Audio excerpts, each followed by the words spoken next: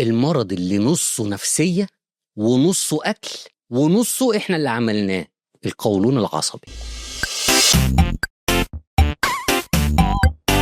اوعى تفتكر إن القولون شوية غازات وتقلصات كده، ده قصة، ده حوار، ده اللي بيصحيك بدري واللي بيخوفك قبل ما تطلع من البيت واللي بيبوظ عليك أحلى قعدة وأحلى مزاج.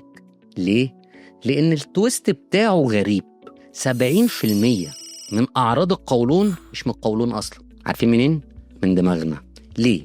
القولون العصبي مش مرض، ده متلازمة. يعني إيه متلازمة؟ يعني مجموعة أعراض تحصل مع بعض من غير سبب عضوي واضح كده يجي المرض. يعني التحاليل تمام، منظرك حلو، الأمعاء سليمة، ومع ذلك اكتئاب، انتفاخ، غازات، ألم، دوشة، تقلصات، ترجيع، وإمساك وإسهال. المصيبة إن القولون بيلعب في حاجتين، المزاج والمشاعر. تخيلوا، لأن عندك في جهازك الهضمي بيسموها ناقلات عصبية، أعصاب من المخ نفسه، أو يعني قريب من أعصاب المخ من كميتها. جسمك بيقولك حاسس بيك يمكن أكتر ما أنت حاسس بنفسك، بس نقول إيه؟ البعيد جعان يا بيرمرم وبعد كده يجي يشتكي. يعني إيه قولون عصبي؟ IBS Irritable Bowel Syndrome. القولون العصبي خلل في حركة القولون، معاها حساسية مفرطة في الأعصاب، معاها رد فعل غلط. باختصار، أعصاب، نوم، تفكير، الأربعة مع بعض كلهم بيلعبوا في نفس الحتة فيجيبوا قولون عصبي. الأبحاث قالت إن نص مرضى القولون حالتهم النفسية أكتر من العضوية. يعني نص مرضى القولون حالتهم النفسية بتبقى وحشة أكتر من الحالة العضوية أصلا. أهم أعراض القولون العصبي نعد مع بعض: انتفاخ، غازات، ألم بطن، إمساك، إسهال، أو alternating مع بعض الاتنين، يوم كده ويوم كده، يوم إسهال ويوم إمساك، صعوبة في الإخراج، البراز مش ثابت، مش مفهوم، إحساس دايما بعدم الإفراغ، إن أنا دايما حاسس إن بطني مليانة، صداع، اكتئاب من الحلو البسيط ده، ضيق تنفس ودوخة، ما هو القولون منتفخ فطابق على النفس، النبض السريع، الرعشة، المغص قبل الخروج من البيت والناس بتبقى ساعات مش فاهمة ليه، إحساس إن العالم كله واقف ضدي، الاضطهاد، ده من القولون العصبي. في 2023 60% من المرضى لقوهم عندهم قلق مستمر. شايفين النسبة عاملة إزاي؟ طب أنواع القولون العصبي إيه؟ 4. عندنا IBS-C اللي هو constipation، اللي هو قولون العصبي الممسك وده مؤلم جدا. وعندنا IBS-D اللي هو القولون العصبي الدائري الإسهال وده للأسف مربوط بالتوتر. وعندنا ثالث نوع الميكسد IBS اللي هو إمساك وإسهال وده للأسف أسوأهم. وعندنا رابع نوع البوست انفكشس IBS، يعني دايما بيجي بعد نزلة معوية حادة عشان الأكل اللي أنا أكلته. طيب أسبابه إيه؟ أكل غلط. يعني إيه أكل غلط؟ دهون عالية، البهارات الكتير، المقلي، الجانك فود، السكريات اللي بالهبل، واللبن عند ناس معينة، يعني مش كل الناس اللبن بيعمل لها المشكلة دي. طيب من الأعراض نفسية بايظة، الاسترس بيضرب القولون، قلة النوم. تعرفين إن النوم هو اللي بينظم حركة الأمعاء، فلو نمت صح أمعاء صح. الألياف القليلة، المية القليلة وبيرجعوا لحلقة المية، الأدوية، معظم المضادات الحيوية للأسف بتعمل قولون عصبي. البكتيريا الضارة في القولون أعلى من البكتيريا النافعة، الهرمونات وخصوصا عند البنات.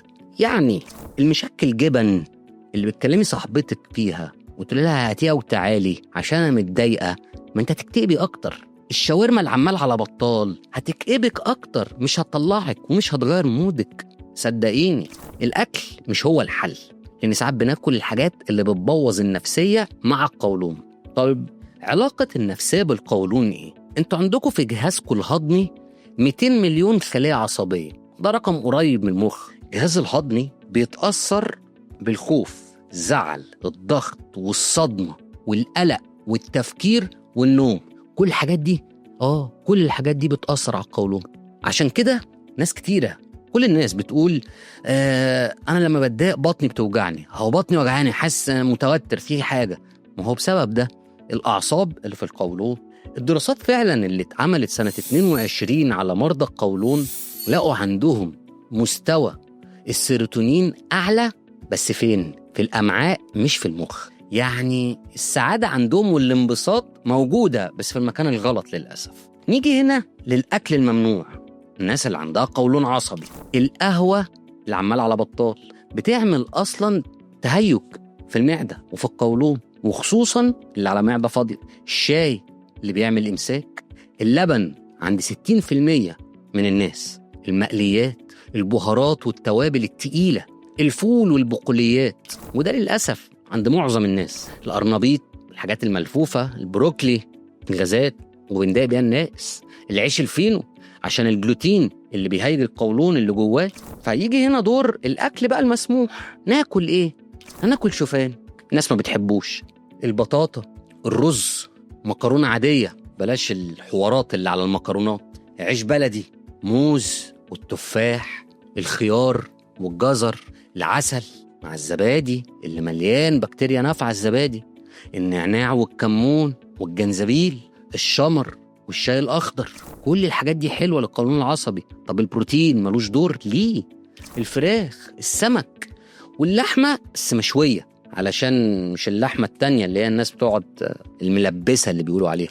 طيب لو جينا هنا وإحنا قاعدين في البيت، هقول لكم بقى شوية حاجات كده من اللي تحبوها.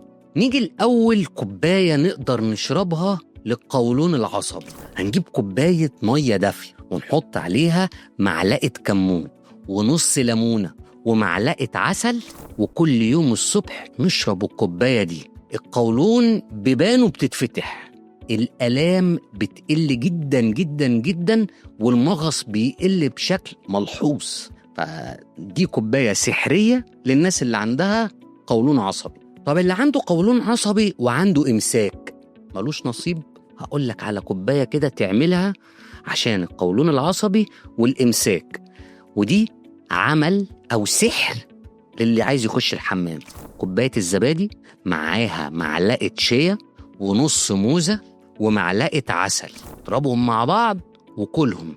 بس ما ننساش الدعوة، بس اللي عنده إمساك هيخش الحمام، ويا ريت تعمل الصبح. اللي عنده انتفاخ وغازات يعمل ايه؟ يجيب كوباية فيها مية دافية ويحط فيها شمر وينسون ونعناع، يغليهم مع بعض ويشربهم كل يوم قبل النوم. أصلا دي مهدئات طبيعية، فهتنيم نوم طبيعي براحة، فالأمعاء هتتظبط. ما احنا قلنا إن النوم بيظبط حركة الأمعاء. والناس اللي عايزة حاجة علشان الجهاز العصبي، الناس اللي متعصبة، اللي العصبية مرتبطة معاهم في الطبيعي بالقولون، هنجيب كوباية مية دافية ونحط فيها ليمونة، نعصر عليها ليمونة كاملة ومعلقة عسل كبيرة ومعلقة جنزبيل صغيرة، ونقلبهم مع بعض ونشربهم. أعصاب هادية، قولون هادي. التويست بقى إن القولون مش في بطنك، القولون في دماغك. 80% من أعراض القولون بتيجي من استجابة عصبية مش من مشكلة عضوية. والحل اللي بجد إنك تصلح الكام حاجة اللي هقولك عليهم: أكلك، نومك، تفكيرك وهدوءك، وشرب المية والحركة. ولو عالجت دول 85% من أعراض القولون هتختفي.